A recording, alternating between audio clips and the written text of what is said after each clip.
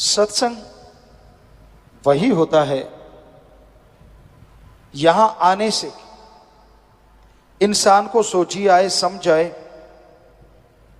यहां आने से उसका जमीर जाग जाए, यहां आने से उसे सच का पता चले। रजो तमो सतो ये गुण है, सच और झूठ गुणों में आ जाता है। लेकिन यहां जिस सच की बात कर रहे हैं वो सच ओम हरि अल्लाह वाहिगुरु गॉड है। वो एक ऐसा सच जो जान ले, जो उसे मान ले, उसके जन्मों जन्मों के पाप कट जाते हैं, उसकी आत्मा पाक पवित्र हो जाती है और वो मालिक की दया में रहमत के लायक बनते चले जाते हैं। तो सच भगवान है, अल्लाह वाहिगुरु राम है। और उस सच से जुड़ना सिर्फ इंसान की फितरत में लिखा है। इंसान ही एक ऐसा शरीर है जिसमें प्रभु का आना पॉसिबल है, संभव है। जो प्रभु का नाम जपे, भगवान का नाम जपे, तो वो कण कण में, जर्रे जर्रे में नजर आते हैं। इंसान की पाप कर्म कट जाते हैं, जन्मों जन्मों की मैल धुल जाती है और वो इस काबिल बन जाता है कि उसके दिलो दिमाग में मालिक की दया में रहमत के नजारे मिलने शुरू हो जाते हैं। कितना भी इंसान ज्ञानवान बन जाए, कितना भी छोटा या बड़ा बन जाए, जब तक वो खुद पवित्र नहीं होता वो खोखला है। ज्ञान अच्छा है पर उस पर चला जाए तभी ज्ञान का मूल्य पड़ता है। हम ये नहीं कहते कि ज्ञान रखना कोई गलत, जितना ज्यादा ज्ञान हो उतना ही अच्छा, पर जितना ज्यादा उस ज्ञान के ऊपर चला जाए वो सबसे अच्छा। कर्म जोगी और ज्ञान जोगी जब तक इंसान नहीं बनता वो खोखला रहता है। सिर्फ कर्म करना जानते हो, किसी पशु की गर्दन मरोड़ दी, किसी पक्षी को मार दिया, ये भी कर्म है। लेकिन ज्ञान नहीं है तो ये पाप कर्म हो गए। किसी के हाथ से निवाड़ा छीन लिया, किसी को तड़पाया, किसी को दुखी किया, हर टाइम किसी को तंग करते रहे, ये भी कर्म है, लेकिन ये पाप कर्म है। इसलिए कर्म योगी के साथ साथ ज्ञान योगी होना अति आवश्यक है। जब तक इंसान ज्ञान योगी नहीं बनता तब तक मालिक की कृपा पात्र नहीं बना जा सकता। तो अगर आप कर्म योगी और ज्ञान योगी बनेंगे तभी मालिक की दया में रहमत के लायक बन पाएंगे, तभी उसकी खुशियां आपको हासिल होंगी। और सत्संग एक ऐसी जगह है यहां ज्ञान जोगी और कर्म जोगी बनाया जाता है, सिखाया जाता है। जिस तरह स्कूल कॉलेज उनमें दुनियावी पढ़ाई करवाई जाती है, दुनियावी शिक्षा दी जाती है, यह सिखाया जाता है कि आप दुनिया में उस्ताद कैसे बन सकते हैं। यह सिखाया जाता है कि आप दुनिया में सर्वश्रेष्ठ कैसे हो सकते हैं। उसी तरह सत्संग में इंसानियत का पाठ पढ़ाया जाता है, प्रभु से मिलने का सच्चा राह दिखाया जाता है। आप सोचते होंगे सभी रास्ते जो धर्मों में हैं वो प्रभु से ही मिलाते हैं, कोई शक नहीं, सच। पर क्या आप जानते हैं इस कलयुग में राम नाम बिजनेस बन गया है। हम नॉन मेडिकल के स्टूडेंट रहे, जितना पढ़े कम पढ़ पाए, लेकिन जितना पढ़े साइंस में बहुत रुचि थी। नॉन मेडिकल के स्टूडेंट थे, गुरुजी ने बुलाया, उनकी रजा, उनका रहमत, घर में भी धर्म थे, पवित्र गीता, श्री गुरु नानक देव जी की जन्म साखी, सुंदर गुटका और भी शायद रामायण, ये ग्रंथ घर में थे, पढ़ा करते थे। गुरु जी ने बोला कि सभी धर्मों को पढ़ो, और हमने उसी वैज्ञानिक दृष्टिकोण से सभी धर्मों को पढ़ा। सभी धर्मों में ये तो लिखा है ओम हरि अल्लाह वाहिगुरु गॉड देता है, पर यह नहीं लिखा कि वो लेता है। सच यही है, ओम हरि अल्लाह वाहिगुरु गॉड खुदा रब दाता था, दाता है और दाता ही रहेगा, वो मंगता नहीं हो सकता। और यह भी सच है, वो देता था, देता है और देता ही रहेगा, मांगने का कायदा आना चाहिए। ऐसे नहीं होता कि आपने इच्छा करी और वो पूरी हो गई, नहीं। क्या आप इच्छा करें, 5-7 साल का बच्चा कोई इच्छा कर ले कि मुझे पीएचडी की डिग्री मिल जाए तो मिल जाएगी? कितना भी भ्रष्ट युग है, 7 साल के बच्चे को पीएचडी की डिग्री नहीं मिल सकती। हाँ, बड़े वाला तो कहीं भी कुर्सी के नीचे से दाएं से डाल के ले सकता है, लेकिन 7 साल के बच्चे को कौन देगा? नहीं हो सकता। वैसे तो कलयुग है, कुछ भी हो सकता है, लेकिन अगर वैसे कायदे से देखा है, डॉक्टरेट की डिग्री, मास्टर डिग्री ऐसे नहीं हासिल होती, उसके लिए जिंदगी के 20-25 साल लगाने पड़ते हैं। तो जरा सोचिए, ये किताबें तो सामने हैं, वो अल्लाह, वो वाहिगुरु, वो राम, वो गॉड जो दिखता नहीं, क्या उसके लिए 16 साल नहीं, 20 साल नहीं, 5 साल नहीं, क्या 2-4 महीने लगातार नहीं लगाने चाहिए उसका रिसर्च करने के लिए? लगाने चाहिए। अगर कोई लगा दे तो यकीनन मालिक के नजारे मिलेंगे और उसका रास्ता 100% नजर आएगा। पर 2 महीने होते हैं।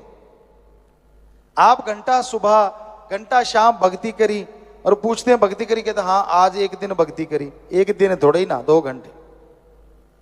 घंटा सुबह शाम अगर 2 महीने करोगे तो हमारे ख्याल से 5 दिन और रात बनेंगे। 2 महीने तो बहुत दूर जाके बनेंगे। कैलकुलेट करो, टाइम है। तो ये जरूरी है कि आप सही समय के अनुसार भक्ति करें, फिर उसके नजारे ना मिले तो कहें कि हमारे धर्म झूठे। धर्म नहीं कहते कि पैसा देने से भगवान दिख जाएंगे। धर्म नहीं कहते कि कपड़ा चढ़ाने से भगवान दिखेंगे। धर्म नहीं कहते कि धूप में तड़फने से, पाखंडवाद करने से भगवान दिखेंगे। सवाल ही पैदा नहीं होता। धर्म हमारे सारे कहते हैं भगवान का गुरु मंत्र, कलमा, मेथड ऑफ मेडिटेशन, वो एक तरीका है। बाय नेम उस गॉड को पुकारो तो वो गॉड जरूर मिलेगा, जरूर आएगा।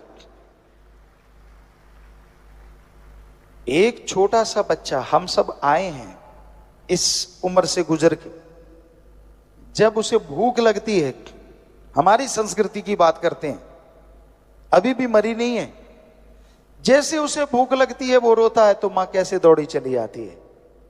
क्यों? बच्चा रोया है, या तो भूख लगी है या उसका कुछ दुख रहा है, तकलीफ है, बाथरूम ना कर दिया हो, गिल्ला ना हो गया हो, मां आती है ना दौड़ के। अब जरा सोचिए, थोड़ा सा रोने से एक मां दौड़ के चली आती है, तो जिस भगवान ने मां को बनाया है, अगर कोई भगवान के लिए रोएगा तो क्या भगवान दौड़ा चला नहीं आएगा? सोचिए। पर उसके लिए तो कोई रोता ही नहीं। उसके दर पे तब सिर झुकाता है जब 10 लाख का करोड़ मांगता है। उसको तब याद किया जाता है जब बच्चा बीमार हो जाए और डॉक्टर कह दें ये लाइलाज है। उसको तो तब याद करते हैं जब किसी मुसीबत में घिर जाओ। उसको तब याद किया जाता है जब मौत सामने नजर आए। काश सुख के दिनों में उसे याद करो तो दुख कभी आए ना। दुख में सुमरन सब करें, अरे सुख में करे ना कोई, और जो सुख में सुमरन करें तो दुख काहे को होए। और ये 100% सच है। आपका जाता क्या है? आधुनिक युग में आप प्रवेश कर चुके हैं, बड़े आधुनिक हैं आप, मानी बात। क्या आपने खाने की जगह कुछ सोना खाने लगे हो? रोटी छोड़ दी हो? क्या पता नए युग में आप डायमंड खा के गुजारा कर रहे हो? ऐसा है कोई? नहीं। वही गेहूं की रोटी, वही सब्जियां, वही पनीर, वही दूध, सब कुछ वैसे का वैसा। ठीक है, आधुनिक युग है, लेकिन आवश्यक चीजें तो वैसी ही हैं। आप वही चीजें लेते हैं, वही चीजें खाते हैं, वैसा कपड़ा पहनते हैं।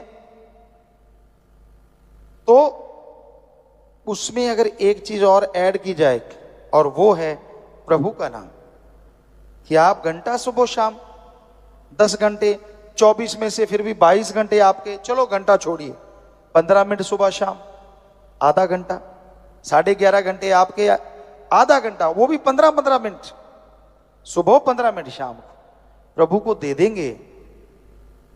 करके तो देख लो, फकीर झूठ क्यों बोलेंगे?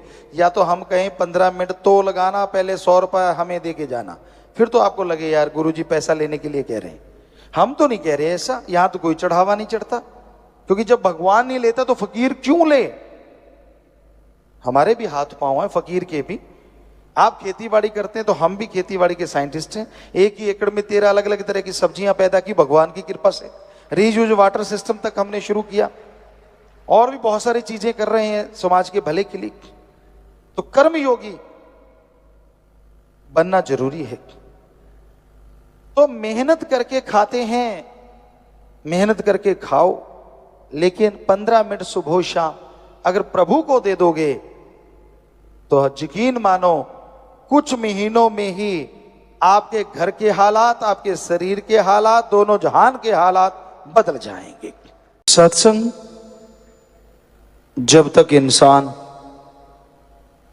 आता नहीं खुद के बारे में, समय के बारे में और इंसानियत के बारे में कुछ समझ नहीं सकता। हर इंसान के अंदर होता है, वो सब कुछ जानता है। कोई भी इंसान जो अक्ल बुद्धि विवेक रखता है कभी यह नहीं कहेगा कि उसे कुछ नहीं आता। कह भी देगा तो ऊपरी मन से, अंदर सोच होती है कि उसे सब पता है। और बहुत हद तक लोगों को पता भी होता है, लेकिन खुद के बारे में कितना पता है यह सत्संग में आके पता चलता है। जब संत समझाते हैं, जब संत सिखाते हैं कि दुनिया का ज्ञान रखने वालों कभी खुद का भी ज्ञान रखा करो। आप में कौन से विचार ज्यादा चलते हैं? आपकी सोच में कौन सी सोच ज्यादा चलती है? आप जो कर्म योगी हैं कौन से कर्म ज्यादा करते हैं? इसके लिए जानना बेहद जरूरी है। जब हम सब अपने बारे में जान लेंगे तो आत्म ज्ञान कहा जाता है, फिर वो शुरू होता है। जब तक खुद का ज्ञान नहीं तो खुद की आत्मा का ज्ञान कहां से मिलेगा? इसलिए सुबह शाम सुमरन जरूर करें। 10 मिनट सुबह, 10 मिनट शाम, और कोशिश करें कि एक समय ऐसा जरूर दें जिसमें आप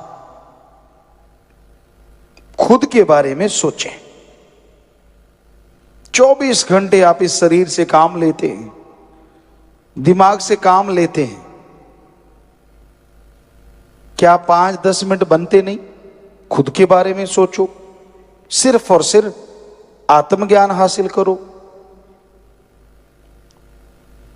काम अलग अलग है, कोई हार्ड वर्क करता है, कोई नींद लेके ही काम टाइम पूरा करता है, कोई बहुत मेहनत करता है तो कोई आलस्य में डूबा रहता है, पर 24 घंटे चलते तो हैं और रुकते तो नहीं। आप रुक गए इसका मतलब ये नहीं है कि समय रुक गया। समय हो गई, चंद्र सूर्य नक्षत्र ग्रह हो गए, पृथ्वी हो गई, समुद्र की लहरें हो गई, ये कभी रुकती नहीं। निश्चित समय के अनुसार ये चलते रहते हैं, चलते रहते हैं। तो आप रुको, चलो, आपकी मर्जी, समय आपका इंतजार नहीं करता। तो कर्म आप करते हैं, समय आप व्यतीत करते हैं, तो 5-10 मिनट रात को, सुबह एकांत में बैठा करो और सुमरन करके अपने बारे में सोचा करो कि हां, ये मेरे में गलत आदत है। कितना अच्छा होगा अगर आप अपनी गलत आदत को खुद ही बदल डालो, इससे पहले कि कोई आपके उंगली उठाए, कोई आपको कहे कि आप ये गलत करते हो। क्यों ना खुद का ज्ञान हासिल करके वो आदत ही निकाल डालो, बेइज्जती भी फील नहीं होगी और आप गुणवान भी बन जाएं। किसी को कहने की जरूरत भी नहीं और आप गुणवान बनते जा रहे हैं। और ज्यों-ज्यों गुणवान बनते जाओगे, त्यों-त्यों मालिक की दया में रहमत के लायक बनते जाओगे। तो आत्म बोध, आत्म ज्ञान फिर शुरू होता है जब हम अपने बारे में सोच लेते हैं। और ये हो नहीं सकता सत्संगी एक राम नाम से जुड़े इंसान को खुद का ज्ञान ना हो। अगर वो गुरु पीर फकीर के वचनों को फॉलो करे, माने, तो उसे समझ आएगी हां, ये मेरे में कमियां हैं, ये अवगुण हैं और ये गुण हैं। और उनको निकालते निकालते आप गुणवान बनेंगे तो फिर आत्मज्ञान शुरू हो जाएगा। सुमरन के साथ आत्मा की तरक्की होनी शुरू होगी। जब उदाहरण अगर दें, जिमींदार भाई जितने बैठे हैं सब जानते हैं, जमीन को अच्छी तरह से जुताई करी हो, घास फूस कचरा साफ किया हो और बरसात पड़ जाए या पानी अच्छे से लगा दो, तो फिर जो भी बीज डालोगे धरती का सीना फाड़ के बाहर निकल आएगा, लहलहाएगी फसल। पर अगर पहले ही बहुत ग्रास है, घास फूस है, जमीन उससे अटी पड़ी है, भरी पड़ी है, और कितनी भी बरसात पानी लगा दो, जो बीज डालोगे मरियल निकलेगा, क्योंकि घास फूस जितना भी है वो सारा जमीन की शक्ति को हासिल कर लेता है और जो बीज होना चाहिए वो नहीं। तो उसी तरह आपके कर्मों का घास फूस, आपके जन्मों जन्मों का घास फूस, जो आपके भयानक कर्म हैं, जिसकी वजह से आपको अवगुण आ गए, गलत आदतें आ गई, जब अपने बारे में सोचोगे, वो आदतों का पता चलेगा, तो राम नाम से वो घास फूस साफ हो जाएगा। और फिर जैसे आपको बोला कि जमीन साफ सुथरा पड़ी है, जुताई करके रख रखी है, पानी देते हैं, बीज डालते हैं तो झट से लहराती हैं फसलें, उसी तरह ऐसे शरीर में जो बिल्कुल साफ सुथरा है, राम नाम का बीज डालते ही वो फलना फूलना शुरू हो जाता है और आत्मा तरक्की करने लगती है। शुरुआत में किसी किसी को महसूस होता है कि उसके शरीर में से कुछ ऊपर की तरफ जा रहा है। जब गुरु मंत्र का जाप करते हैं, जब आत्मज्ञान की शुरुआत होती है, किसी किसी को, जिसका मतलब होता है कि आत्मा है जो पैर के अंगूठे से लेके सिर तक है और वो सिमट रही है, ऊपर की तरफ जा रही है, और किसी को इसका बोध नहीं होता। आप सुमन कर रहे हैं, करते करते अचानक आपकी आंखों के सामने एक छोटा सा बिंदु, लाइट, रोशनी, दिया जैसे होता है मोमबत्ती की लो, ऐसी लौ नजर आती है। सीधा सा मतलब आपका ध्यान जमने लगा है, आत्मज्ञान की तरफ आपने तरक्की कर ली है, कंसंट्रेट होने लगा है। और आत्मा जैसे यहां पहुंचती है तो एक चुंबकीय खिंचाव, मीठा मीठा एहसास होता है, जिसका मतलब आत्मा शरीर से सिमट के उस द्वार में प्रवेश कर रही है जिससे आत्मज्ञान शुरू होता है। और जैसे द्वार में आत्मा प्रवेश करती है अंदर, क्या नजारा होता है। हमने शायद फेसबुक पे आपको हंसाने के लिए एक बार ये जिक्र किया था कि अगर आदमी उड़ता होता तो क्या होता, और यकीनन आदमी उड़ता है, बाहर से नहीं अंदर से। क्या आपका दिल नहीं करता कि आप नीले गगन में उड़ते फिरो? क्या आपका दिल नहीं करता कि इन तारों के पास छू के निकल जाओ? क्या आपका दिल नहीं करता चंद्र सूर्य नक्षत्र ग्रह को पार करके आगे देखें है क्या? आसमान आखिर कहां खत्म होता है? कहां? चंद्रमा से आगे, सूरज से आगे कहां? इच्छा तो होती है पर कर नहीं पाते आप सोचते हो कौन रॉकेट बनाए, पता नहीं कोई दुनिया में एक आध बनाता। अरे आप खुद स्वयं रॉकेट हैं। आपकी आत्मा की जितनी स्पीड है, प्रकाश तो उसके नजदीक भी नहीं है, इतनी स्पीड है आपकी आत्मा की, इतनी गति है आपकी आत्मा की। पलक झपकते ही वो खंड ब्रह्मांड पार कर जाती है, इतनी स्पीड है। पर उस आत्मा को ईंधन तो देना होगा। सारा दिन मन की खुराक, सारा दिन शरीर की खुराक, तो आत्मा की खुराक राम का नाम है। जैसे ही आत्मा इस प्रवेश द्वार में, 10वें द्वार में प्रवेश करती है, तो फिर आत्मज्ञान होता है, खुद को फील होता है कि मैं उड़ रहा हूं। फिल्म में भी आपने सुना मैं तो उड़ूंगा, वैसे तो वो हंसने का है, लेकिन हकीकत में भी आप उड़ सकते हैं। वो क्योंकि फकीर ऐसे वैसे तो करता नहीं कुछ, आप उड़ सकते हैं रियल में। और उड़े भी ऐसे, ना रॉकेट उड़े, ना जहाज उड़े, ना कुछ और उड़े, लेकिन अंदर ही अंदर उड़े, बाहर नहीं। बाहर की तो एक कल्पना है, आपके पंख होते या ये होता या वो होता, तो वो तो एक कल्पना बना के बातें कर सकते हैं। लेकिन वास्तविकता यही है, आपके पंख भी हैं, सब कुछ है, स्पीड भी आपकी बेहद ज्यादा है, लेकिन आप गाड़ी का इंजन ही बंद किए बैठे हैं। अब गाड़ी चाहे 1000 किलोमीटर प्रति मिनट भागती हो या 1 घंटे में 1000 किलोमीटर दौड़ती हो, अगर इंजन ही बंद है तो क्या करेगा? इंजन तो स्टार्ट करना पड़ता है ना, उसमें ऑयल डालने पड़ते हैं, आप प्लग वगैरह सब चेक करते हैं, बैटरी का करंट देना है, सब कुछ।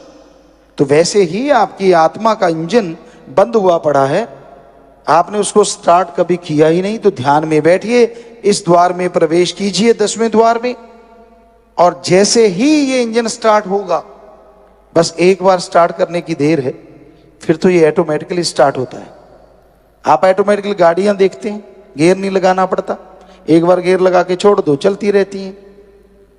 इसके एक बार ही गियर लगाना मुश्किल है, बाद में गियर लगाना ही नहीं पड़ता, ना ईंधन डालना पड़ता, कुछ नहीं। एक बार ईंधन डाल के यहां तक लेके आओ, और ईंधन है राम का नाम। राम का नाम जपते रहो, आत्मा बलवान होती जाएगी। और एक बार यहां प्रवेश कर गई, उसके बाद आपको कुछ गुनगुनाना नहीं, कुछ भी नहीं करना, अपने आप आत्मा स्पीड पकड़ती है। और आत्मज्ञान आपको पता चलता कि मैं कितना शक्तिशाली हूं जब सूरज के पास से, सूरज नहीं, सूरजों के पास से, चंद्रमाओं के पास से आप निकलते हैं। क्या नजारा होता है, कितनी खुशी आती है अंतःकरण में। और फिर आत्मा से परमात्मा का ज्ञान शुरू होता है। आत्मज्ञान हो गया, फिर भगवान का ज्ञान शुरू होता है। फिर कहती है आत्मा, ओ इतने बड़े समुद्र का मैं एक कतरा हूं। पहले तो ये लगता है कि मैं बड़ी पावरफुल हूं, लेकिन जैसे सुई की नोक की तरफ बंद होता है ये खंडों ब्रह्मंडों को, वो उस रास्ते से आगे निकलती है, पार ब्रह्म होती है, तब पता चलता है हो मैं तो एक कण हूं, मालिक तो बड़े विशाल का है। क्या नजारे हैं वहां, क्या खुशियां हैं वहां।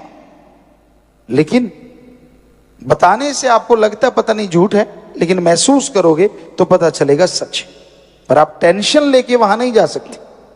आप सुमन करने बैठो, भक्ति करने बैठो, मेरे को वो नजारा क्यों नहीं मिल रहा, उम्र पता नहीं कितनी बाकी है, पता नहीं कब पटाखा बोल जाए। तो ये तो आपकी कमी है ना। बचपन से बुढ़ापे तक कितनी भक्ति की और कितना समय बाकी कामों में लगाया, कैलकुलेट कर लो, फिर भगवान को उलांबा दे देना।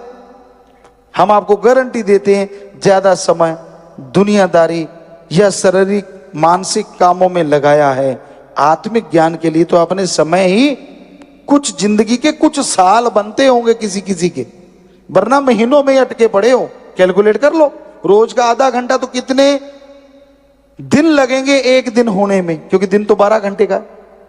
सोच के देखो आप 24 दिन में आप कितना कर पाओगे। तो कहने का मतलब यही है कि 24 दिन में एक दिन बनेगा अगर आधा घंटा आप करते हैं रोज भक्ति, और घंटा करते हैं तो 12 दिन में एक। कहने का मतलब यही है कि समय कितना दिया ईश्वर को, फिर टेंशन किस बात की। बस उसकी दया मांगो, वो दया करे तो 2 मिनट में नजारे दिखा दे, उसका कुछ भरोसा नहीं। क्योंकि वो दया का समुंदर ऐसे ही नहीं कहलाता। हमने हर धर्म के पवित्र ग्रंथों को पढ़ा, पवित्र वचनों को पढ़ा, सभी में आता है कि वो दया का समुंदर है, रहमतों का भंडार है। पर उसकी रहमत के लिए हम अपने शरीर को तो तैयार करें। कहते मूसा ने जिद की थी, नहीं ईश्वर अल्लाह मुझे तो दर्शन करने ही करने और जहरा तौर पे करने। शरीर उस काबिल नहीं बना था, जिद करता गया करता गया करता गया, और राम को अल्लाह को भी आ गया कि चलो नजारा दिखाई देते हैं। कहते सुई का जो बारीक छिद्र होता है, सुई का जो बारीक तीखापन होता है, सिर्फ उतनी जगह से दर्शनों की एक झलक दिखाई और सालों साल मूसा जी बेहोश पड़े रहे, झेल ही नहीं पाए, शरीर उसके काबिल नहीं था। तो कई बार आपको जिद होती है, मैं तो जायज मांगता हूं जी, मैं तो दर्शन चाहता हूं जी, फिर मुझे क्यों नहीं होते। अरे बॉडी कागज की और आग को समाना चाहता है शरीर में, जल जाएगा ना सब कुछ। पहले बॉडी फौलाद की होनी चाहिए, वज्र की होनी चाहिए, तो ज्वालामुखी को भी झेल जाती है, उस लायक बनाना पड़ेगा। और उसके लिए निरंतर राम का नाम जपना, राम नाम जप के अपनी बॉडी को उसके लायक बनाना है, ताकि राम जी जब दर्शन दें तो हमारा शरीर उसके काबिल हो, उसे झेल पाए, दर्श दीदार कर पाए। और ये संभव है निरंतर अभ्यास से। कहते जी रोज भक्ति नहीं होती। वैसे आप बहुत सारे लोग, बच्चे कहते हैं आजकल का यूथ, ये बोरिंग काम है, रोज ही एक चीज को बार बार दोहराना, ये तो बोरिंग है। अगर आपके हिसाब से चले तो सारे बोरिंग है। आप रोज पोटी क्यों जाते हो, ये बोरिंग काम है, रोज ही जाते हो, क्यों जाते हो भाई। आप रोज सुबह सुबह ब्रेकफास्ट करते हो, क्यों करते हो, रोज एक ही चीज, ये तो बोरिंग है। रोज खाना खाते हो, लंच, रोज ही लंच, ये भी तो बोरिंग हो गया ना। रोज डिनर करते हो, सारा बोरिंग। रोज नहाना, रोज कपड़े बदलना, सब बोरिंग है ना, क्यों करते हो फिर। वो तो जी करना पड़ता है, तो ये भी करना पड़ता है। अगर कुछ हासिल करना है, अगर ईश्वर के दर्श दीदार करने हैं, नूरी स्वरूप को देखना है प्रभु के, तो अभ्यास रोजाना करना होगा, ताकि ये शरीर उसके काबिल बने।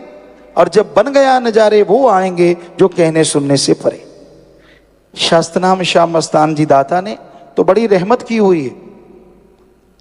सुमरण अभी आपने इतना किया नहीं होता, भक्ति करी नहीं होती, थोड़ी भावना शुद्ध होती है, सेवा करते हो, हाजिरी सत्संग में लगाते हो, और परमात्मा दर्श दीदार देने शुरू कर देता है। कभी सपने में, कभी भुलेखा पड़ गया, कभी जहरा तौर पे, कभी कैसे, वो संतों के रूप में आते हैं ताकि आपका शरीर उसको झेल सके। पर देता भगवान ही दर्शन है, फिर भी आप उनको मानते नहीं। यार यहाँ भुलेखा जा प्यासी, ऐसा हुआ तो था जरा सा, तो वो तो आपकी मर्जी है ना, आप उसको रियल को भुलेखा कह दो। क्योंकि जो पीर फकीर सच्चा है, मालिक परमात्मा अल्लाह वाहिगुरु राम, उस रूप में आके दर्शन जरूर देता है। जो उसे इग्नोर मार देता है, दर्शनों में समय लग जाता है। जो उसे स्वीकार कर लेता है कि हाँ नहीं ये जहरा तौर पे हुआ है, सही हुआ है, तो उसकी वो दर्शनों की संख्या बढ़ती चली जाती है। जल्दी जल्दी होते होते क्या पता कब नूरी स्वरूप में बदल जाए, कुछ कहा नहीं जा सकता। तो कितनी बड़ी छूट शास्त्र नाम श्याम मस्तान जी दाता ने भक्ति भाव में राम के थोड़े से शब्द बता के किए। लंबा चौड़ा कुछ नहीं करना, बस थोड़े से शब्द दोहराओ, शरीर को इस लायक बना लो कि मालिक जल्द से जल्द दर्श दीदार देने लगे। तो आप अमल कीजिए, भरोसा कीजिए, तो मालिक की दया में रहमत तो बरस रही है। बस देखने की आंखें बना लीजिए, एहसास कीजिए, महसूस कीजिए और अपनी जिंदगी को संत पीर फकीरों के वचनों के अनुसार बनाते चले जाइए। अंदर बाहर मालिक के रहमो करम की खुशियों को महसूस करोगे, परिवार में खुशियां आएंगी और जो नजारे, जो नशा, जो आनंद मिलेगा वो आप जाने या भगवान जाने।